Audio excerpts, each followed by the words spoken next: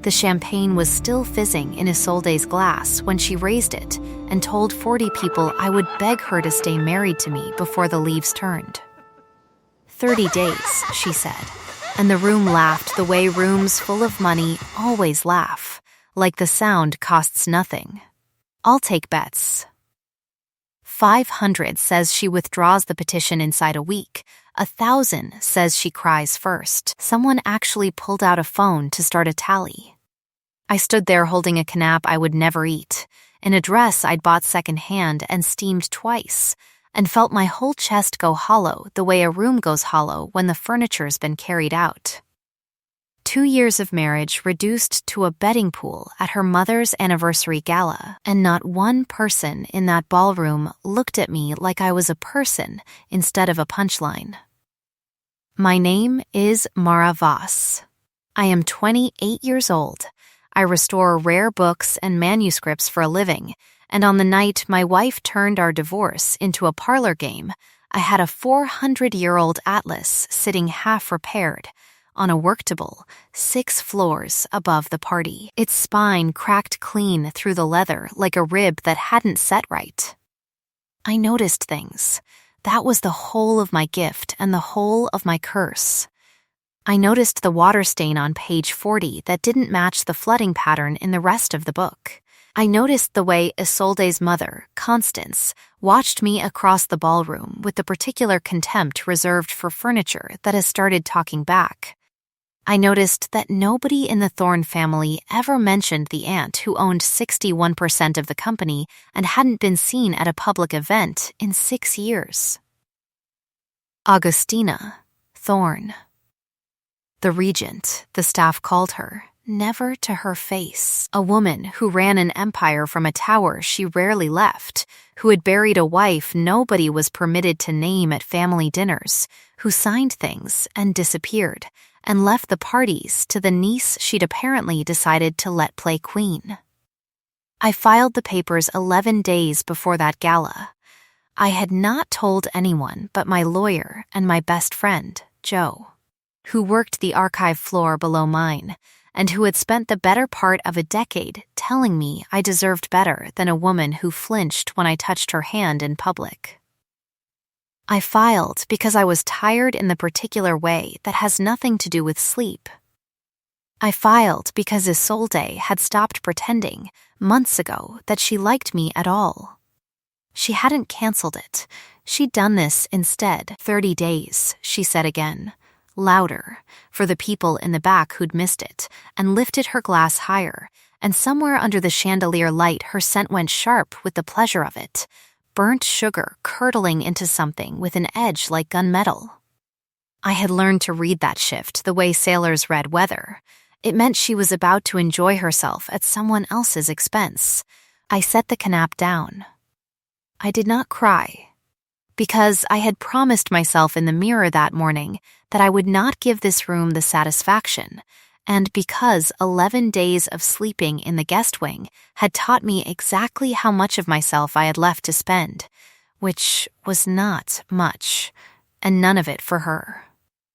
I was halfway to the door when the room changed.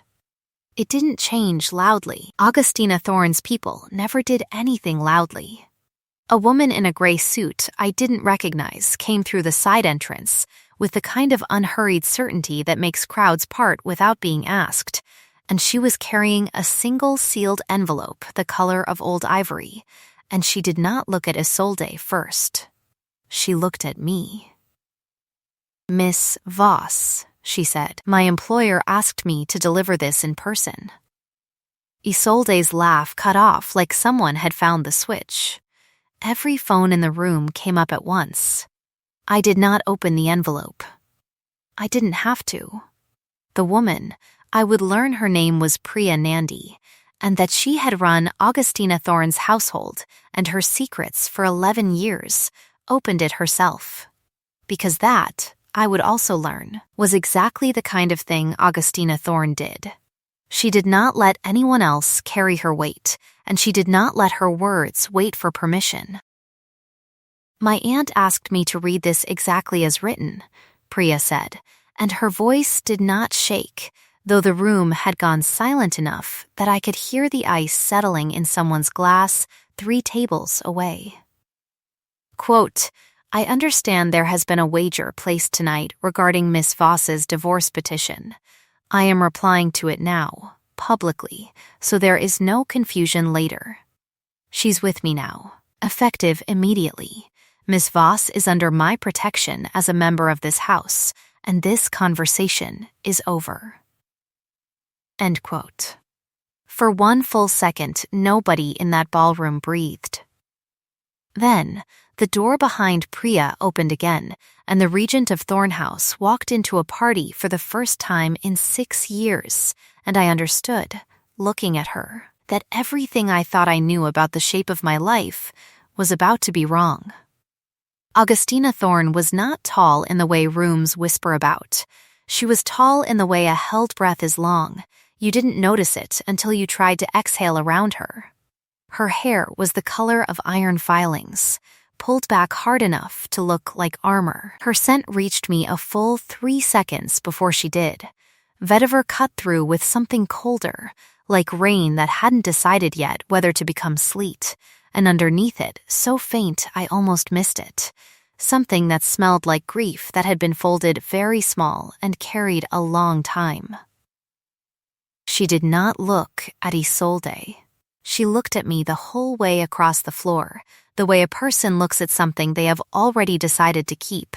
You're the one restoring the Ashcombe Atlas, she said. Not a question.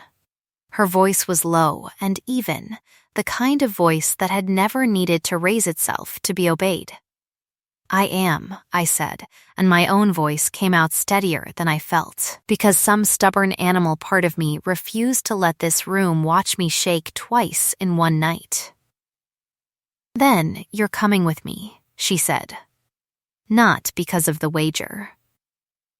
Because I have read every report you filed on that book for the last 4 months, and you're the only person in this family who has told me the truth about anything since Rosalind died.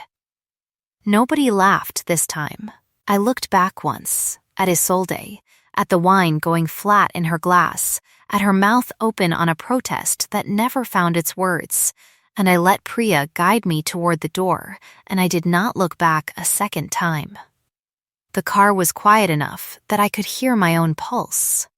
Augustina sat across from me, not beside me, hands folded, watching the city slide past the window like she was cataloging it. I should have come sooner, she said. Eventually, I've been reading your reports since March. You flagged an anomaly in the binding of the Atlas in your 2nd month here. Nobody else caught it. Nobody else was looking. The stitching on the end papers doesn't match the original workshop, I said, because talking about the book was easier than talking about the wager, easier than the fact that I had just been claimed in front of 40 witnesses by a woman I had exchanged perhaps 6 emails with in 4 months. Someone rebound the last third of it, at least 80 years after the rest. I think there's something hidden in the spine gutter, but I haven't gotten it open cleanly yet. I didn't want to force it. Show me, she said, and it wasn't a command exactly, though I would learn that very little Augustina Thorne said was anything else exactly. Tonight, if you're able. I find I would rather look at something true than think about that ballroom for 1 more hour. I told her about the water stain that didn't match. I told her about the fibers under the gutter that suggested a second hand entirely, a workshop 300 miles from where the Atlas was supposedly bound. She listened the way almost nobody had ever listened to me, without checking her phone, without the small polite impatience I'd grown so used to that I'd stopped noticing it as an insult. By the time the car turned into the private drive of Thorne Tower, I had talked for 11 straight minutes about paper fiber and pressure marks, and she had not once looked away.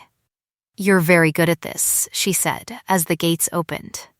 Nobody's ever asked, I said, before I could stop myself. Something moved behind her eyes, quick and sharp, gone before I could name it. Then I'm asking now, she said. Starting tonight, that changes. The tower rose 30 floors above us, all glass and cold light, and somewhere inside it was a book with a secret in its spine, and a woman with a grief she hadn't let anyone touch in 6 years. And I walked through the doors of the Thorn Athenaeum for the first time not as a contractor, and not as anyone's wife, but as something I did not yet have a word for. I would find the word soon enough. It would take the rest of that year. A fire, a forged signature, and a truth buried since before I was born to get there. But that night, crossing the threshold with the cold night air still clinging to my dress, I understood only one thing clearly. For the first time in 2 years of marriage, someone had finally looked at me and seen something worth claiming.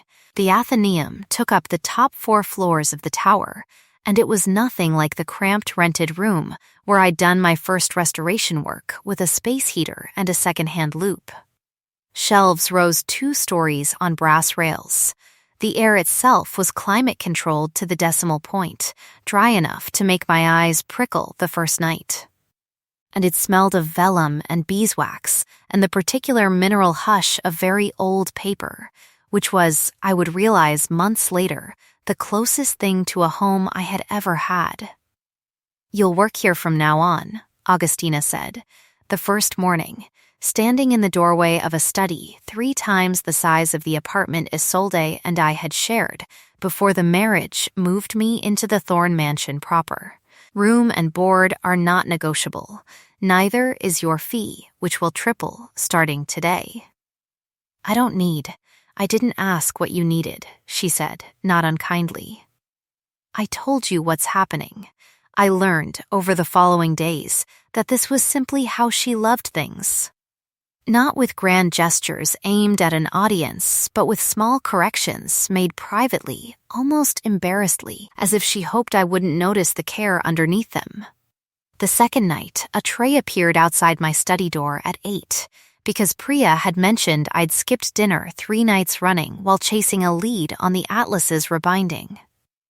The fourth night, the tea was chamomile, steeped exactly 4 minutes with enough honey stirred in that it bordered on syrup, the way my father used to make it, though I had mentioned that detail to no one in that house except Joe, over the phone, 2 days earlier.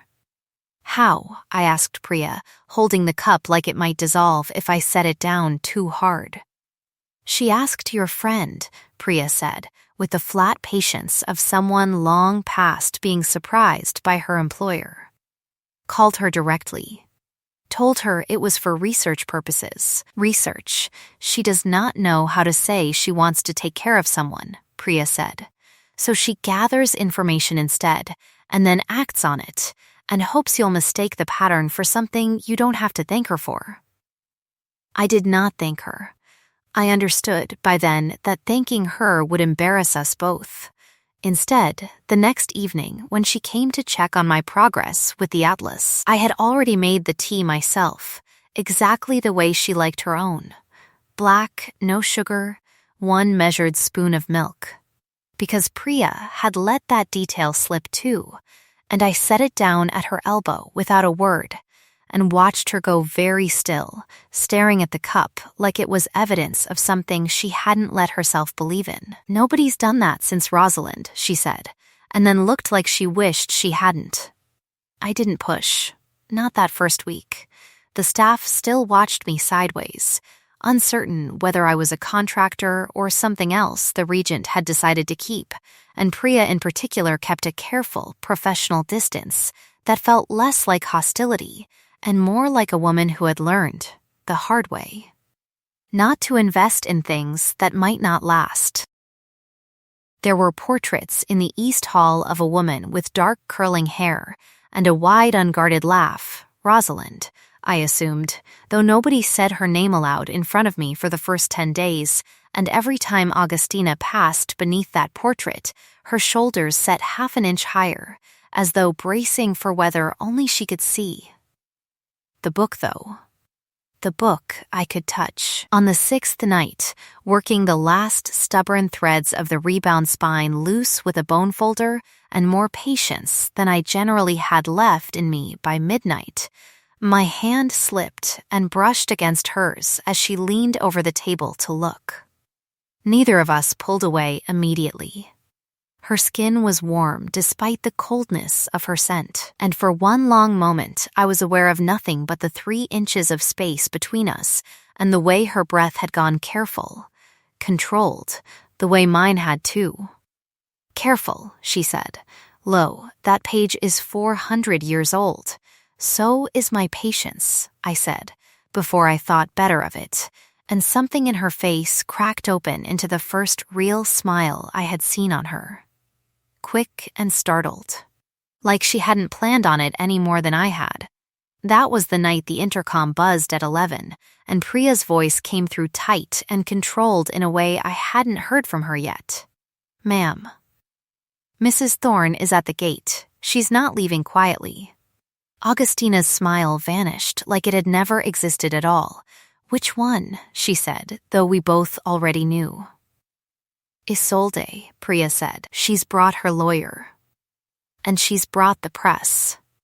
I looked down at the atlas, at the last threads of false binding still clinging to 400 years of true paper, and felt the cold certainty settle in my stomach that whatever came through those gates tonight was going to try very hard to convince me I did not belong on this side of them. Isolde came up the private elevator with her lawyer half a step behind her and 2 photographers somehow already inside the lobby, which told me she had planned this before she'd even left the gala. She looked immaculate. She always looked immaculate.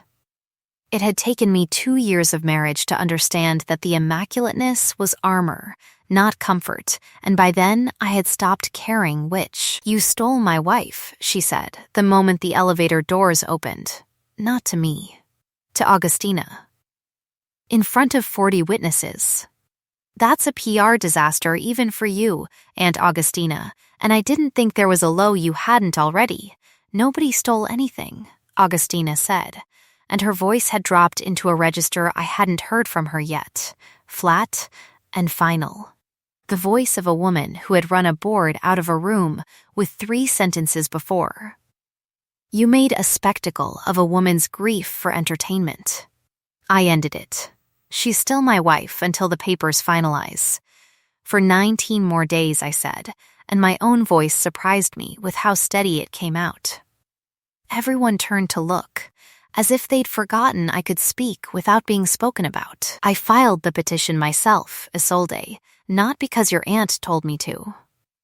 Because you made a joke out of the worst 2 years of my life at your mother's party, and I decided I was done being the punchline." Something flickered across Isolde's face, not guilt. I didn't think Isolde possessed much capacity for that particular emotion, but something closer to genuine surprise, as if the furniture really had started talking and she hadn't accounted for what it might say. "You have no idea what you're doing," she said, quieter now, and turned back to Augustina. "She's after the money. She's after exactly what every one of them is after. You know what happened last time you let someone that close." The room went very still. I saw Augustina's jaw tighten, saw her hand curl slightly at her side, and understood with the sudden clarity of watching a wound reopen that Isolde had just aimed for the one place her aunt couldn't armor. "Get out of my building," Augustina said. Isolde left. Her lawyer left. The photographers, denied their photograph, left last and loudest, already composing headlines in the elevator on the way down. And I stood in the sudden, ringing silence of the Athenaeum at midnight, watching Augustina stare at nothing, and understood that whatever last time meant, it was the reason this entire tower had been built like a fortress around one woman's carefully guarded grief. I didn't ask that night. I went back to the Atlas instead, because my hands needed something true to do, and because I suspected she needed the same thing.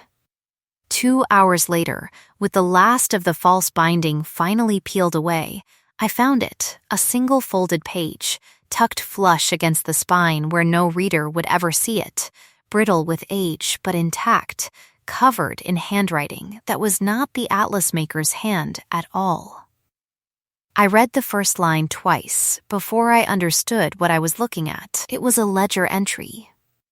A transfer of Thorne Holdings shares, dated the week after a woman named Rosalind Ashcombe Thorne had drowned in a boating accident that the family had always called exactly that, an accident, and the transfer was witnessed and signed by a man whose name I recognized from the family tree on the East Hall wall.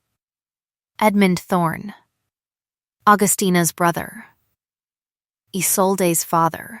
The signature had been forged. I knew forged signatures the way I knew failing bindings, by the pressure, the hesitation where a real hand never hesitates, the too careful curve of a letter someone had practiced in private before committing it to paper. Whoever had signed Rosalind's name to that transfer had not been Rosalind at all. Augustina, I said, and my voice came out smaller than I meant it to. I think you need to see this. She crossed the room before I finished the sentence. I watched her read it once, twice, watched the color drain slowly out of her face like water leaving a basin, and when she finally looked up at me, the grief I'd only ever caught in the edges of her scent before was standing right there in her eyes, entire and unguarded. She didn't sign this, Augustina said. Rosalind never signed anything without reading it 3 times aloud to me first. This isn't her hand. This was never her hand. Outside, thunder rolled somewhere over the river, close enough to rattle the tall windows, and I understood, watching 6 years of carefully maintained certainty come apart in front of me, that we had just opened something far older and far more dangerous than a hidden book compartment. The storm hit full force an hour later, and with it came the first alarm, not weather, but smoke, curling thin and acrid from the archive's lower stacks, and the backup generator kicking the lights into a stuttering amber that made the whole tower feel like it was holding its breath. Selby, Priya said, breathless, running the emergency comms from the hallway. Security caught someone in the sub-basement records room. He ran before they could hold him. Grant Selby, Isolde's business manager.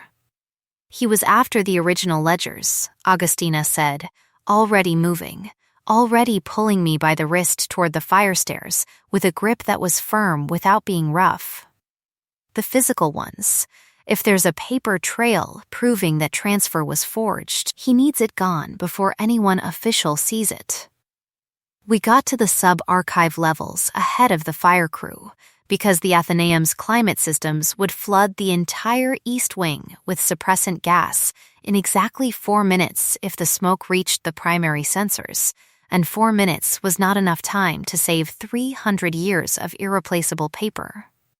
We worked in the strange, adrenaline-bright silence of 2 people who trust each other's hands completely, passing boxes, sealing cases.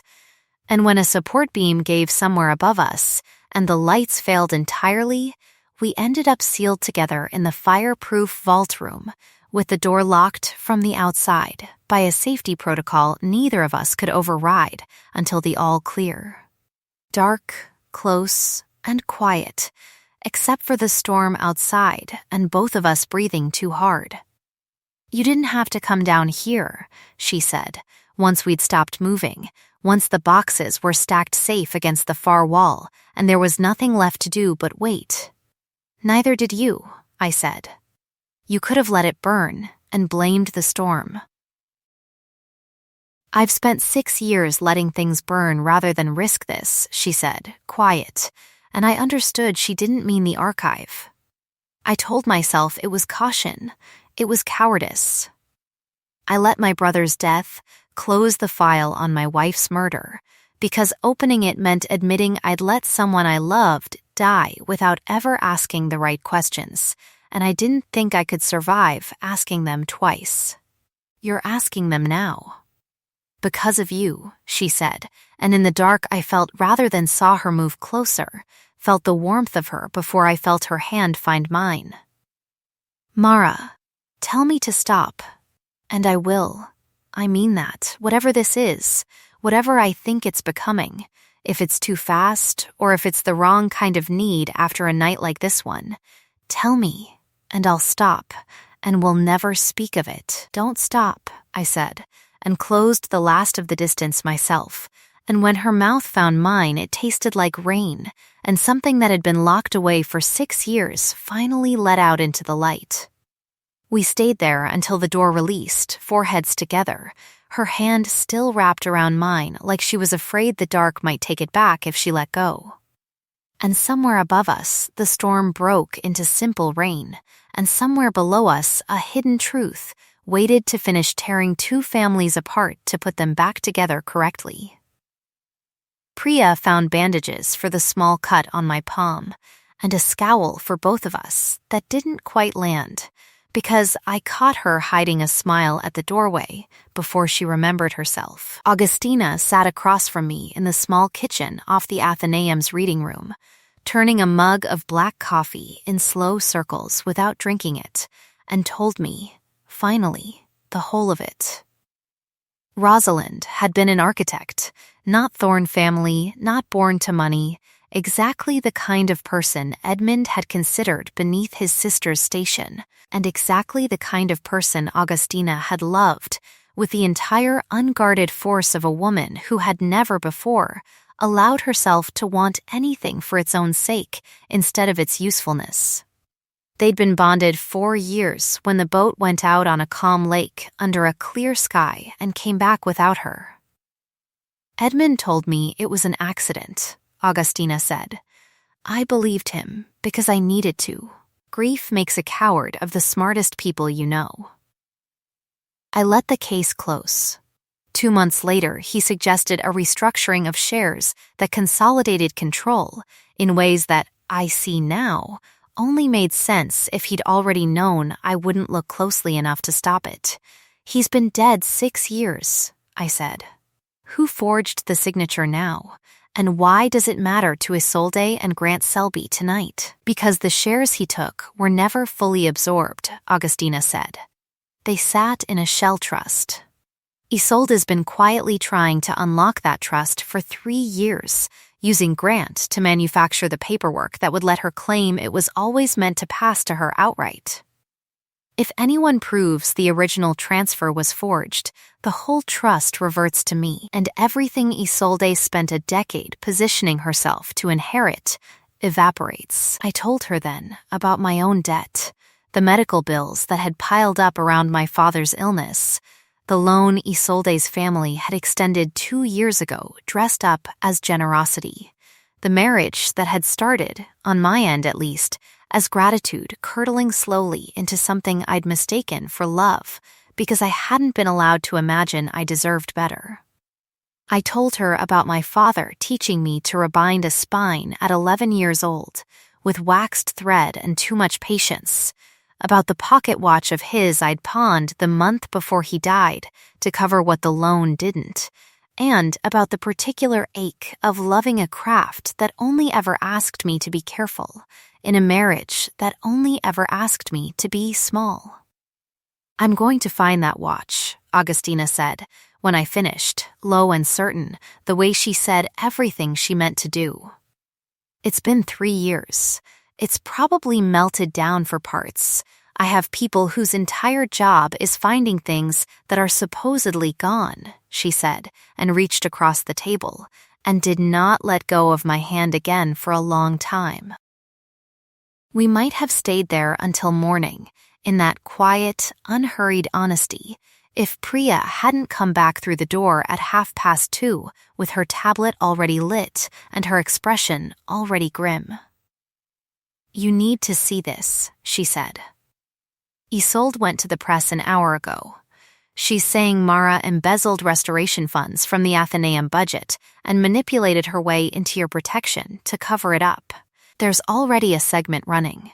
The warmth in the room went out like someone had opened every window at once. By morning, there was a number attached to my name that I had never seen, and a photograph of me from the gala captioned with a word I won't repeat, and by noon, Thorn Holdings' legal counsel had strongly advised Augustina to distance herself from me publicly until an internal audit could clear the accusation. She did it. I understood, intellectually, why she did it. A board that already smelled blood over the succession trust would not hesitate to use me as the excuse to strip her of control entirely if she didn't play the optics correctly. But understanding it did not make the statement any easier to hear. Delivered flat and lawyer scripted on the evening news, her face giving away nothing at all. Mrs. Thorn has not made any personal statement regarding her relationship with Miss Voss pending the outcome of the internal review. Not a denial.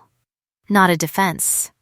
Just silence dressed up as procedure, and it landed exactly the way 6 years of practiced control had trained her voice to land, cold enough that even I, who had felt her hand shake in the dark of that vault room 12 hours earlier, could not find the woman I'd kissed anywhere inside it. I packed my own bag before Priya could ask me to.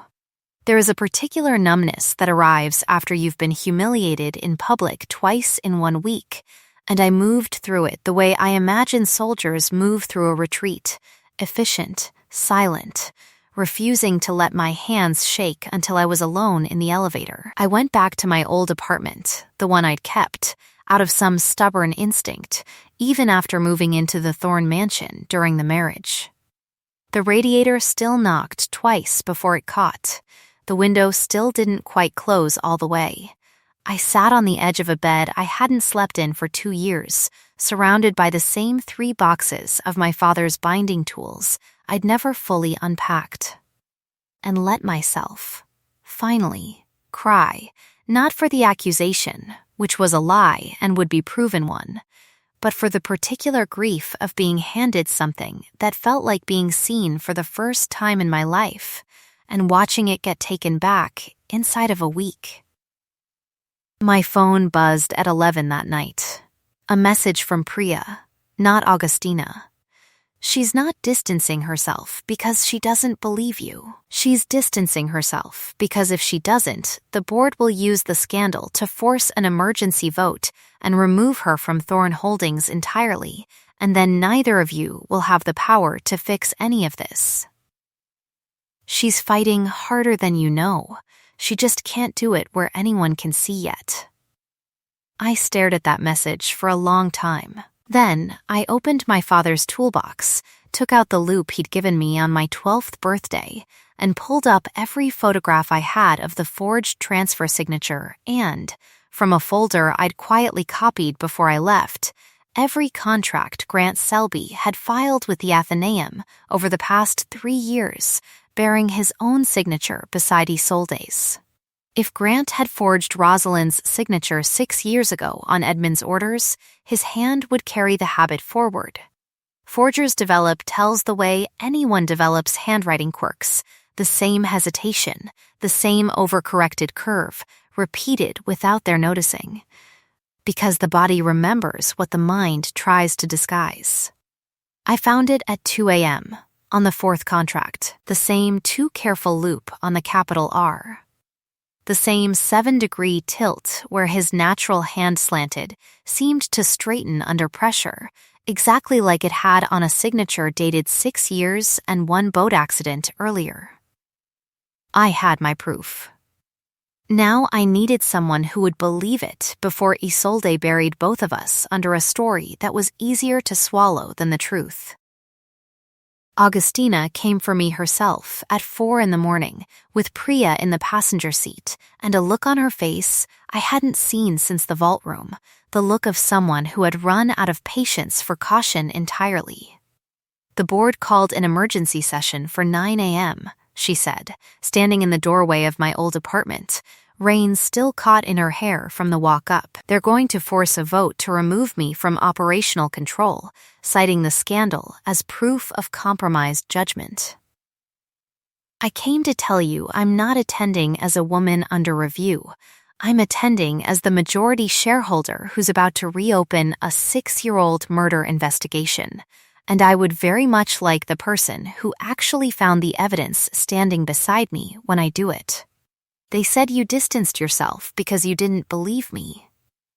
I distanced myself because if I'd defended you the way I wanted to, out loud, in that first hour, they'd have removed me by Thursday, and you'd have had no one with any power left to protect you at all, she said. I have spent 6 years being careful with everything except the truth, and it cost me the only other person I ever loved this completely. I am done being careful with you. I showed her the signatures. I watched her go very still, the way she had in the vault room, and then I watched something harder settle into her face, something that had nothing to do with grief, and everything to do with the particular fury of a woman who has finally been handed proof of what she'd only ever been permitted to suspect. We found Grant Selby before the board meeting even started. In a Thorn Holdings conference room he'd clearly hoped to clear his desk from before anyone thought to look. He did not deny it well. Cornered men rarely do. He told us everything. Edmund's orders 6 years ago, the forged transfer, and Isolde's threats more recently, the promise of a permanent seat on the board if he could manufacture just enough doubt about my finances to bury the older forgery under a newer, louder scandal before anyone thought to compare the handwriting. She knew, I said when he finished, my voice steadier than I expected. Isolde knew her father had Rosalind's death covered up, and she used the same playbook against me. She knew enough not to ask too many questions, Grant said, which was, I understood, as close to a confession about Isolde specifically as he was willing to give without a lawyer in the room. Augustina's hand closed into a fist at her side, and for one long moment I watched the woman who had built a fortress out of 6 years of restrained grief look ready to become exactly the kind of monster the tabloids already believed her to be. Don't, I said, quiet, and put my hand over hers until the fist loosened. Let the truth ruin her. Don't give the board or the press a version of you they can point to and say the wager was right about you all along. She doesn't get to make you into her mirror, too. Augustina looked at me for a long moment, breathing hard, and then slowly nodded. You're right, she said. The truth will do it better than I ever could. The board meeting became, within an hour, something else entirely. Not a vote to remove Augustina Thorn, but a public reckoning conducted in front of every reporter who had spent the week printing my name beside the word thief. Priya laid out the forged transfer beside the forged Athenaeum contracts side by side on the largest screen in the room, and walked the assembled board and pressed through what a paleographer, because that, it turned out, was the actual name for the eye I'd spent a lifetime not knowing I had a title for, could read in the pressure of a pen line that a camera could not fake. Grant confessed fully, on record. In exchange for the leniency his lawyer clearly hoped a full cooperation might buy him. He confirmed Edmund's role in the original forgery. He confirmed Isolde's knowledge, however incomplete, of both. Isolde, when confronted in front of the same room that had laughed at her wager 9 days earlier, did not confess so much as unravel, loudly blaming her dead father, blaming Grant, blaming me. Blaming everyone in the room except the version of herself that had chosen, again and again, to build her entire life on ground she knew was rotten underneath. You humiliated me in front of 40 people for entertainment, I told her, and it was the last thing I ever said to her directly, my voice carrying farther in that boardroom than I had ever let it carry anywhere in 2 years of marriage. You'll have a long time now to think about whether it was worth it. She was escorted out by security before she finished her reply. The trust reverted, in full, to Augustina within the week. Isolde was indicted on fraud charges tied to both the original forgery and the newer one within the month, and lost, along with her freedom pending trial, every share, every title, and every ounce of the social standing she had spent her whole life mistaking for love. Constance Thorne, who had spent 2 years watching her daughter mock me at every family function and never once objected, found her own name quietly stricken from every board and charitable committee that had once given her a stage, and discovered, too late, that cruelty by proximity carries its own bill. That evening, in the Athenaeum, with the reporters finally gone and the tower gone quiet around us, Augustina knelt in front of the restored atlas, its spine whole again, its hidden page framed and mounted separately in acid-free glass beside it, and asked me, with a small unmarked box and hands that were not quite steady, whether I would let her spend the rest of her life proving that being seen was not a temporary condition. "Tell me to stop," she said, echoing herself, echoing the vault room, "and I will." "Don't stop," I said, for the second and, I intended, the last time in my life, and when she rose and gathered me against her, her mouth finding the curve of my throat, her voice low and asking, always asking, even now, I told her yes, and felt the bite land gentle and certain over my scent gland. Sealing a bond 11 days after a room full of strangers had bet against the two of us ever finding each other at all. A year on, the atlas hangs in the Athenaeum's East Reading Room, restored spine catching the morning light exactly the way my father always said good binding should, quiet, unshowy, built to last longer than the people who made it. Beside Rosalind's inscription, in a hand I have come to know as well as my own, Augustina added a second line the week we bonded, found her again, differently, and did not let go this time. Isolde is serving 4 years for fraud, in a facility with no galleries and no bets left to place. Grant testified against her in exchange for a lighter sentence, and now sells insurance in a town small enough that no one there has ever heard the name Thorne. Constance sends a card every Christmas that neither of us answers. Priya, who blessed our bonding with the single dry sentence in 15 years I have never once seen her wait at a door for anyone, still runs the household, and still hides her smile badly whenever Augustina forgets herself enough to laugh out loud at something I've said. Which happens, these days, often. My father's pocket watch sits restored on my desk, found within a month exactly as Augustina had promised, ticking quietly beside the loop he gave me, doing the work he always said it would, reminding me that some things mended carefully enough. Hold. This morning I found Augustina in the reading room before dawn, coffee going cold at her elbow, reading the last of Rosalind's letters one final time before filing them. At last, somewhere they could rest instead of haunt. She looked up when I came in, and her whole face changed the way it always does now, unguarded, certain, entirely mine to see. We stood there a while, the two of us, in the gray light before sunrise, with 400 years of paper holding its silence around us and nothing left between us that needed hiding. I used to think being overlooked was simply the shape of my life, a debt I owed for taking up space I hadn't earned. I know now it was only ever a room I hadn't been let into yet.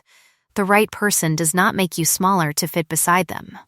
She reads every quiet page you were told nobody wanted, and she reads it twice, and then she tells the whole world, without flinching, that she's keeping you.